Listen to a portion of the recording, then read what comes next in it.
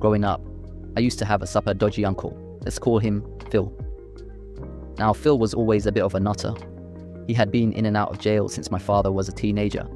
I wouldn't describe him as a hardened criminal. Most of his brushes with the law were things like petty theft and public indecency. For the time I knew him, Phil was a high-functioning drug addict. My father would never tell me what it was, but I think it was probably heroin.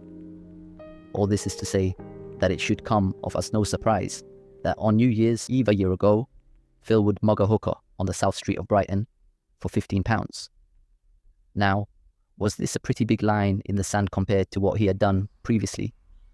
Yes, it's not the most gangster shit a guy can do, but holding up a hooker with a screwdriver probably ranks third in Phil's heroin-induced crime sprees, which is a pretty coveted list. This would, however, land him in jail for 6 years for aggravated assault.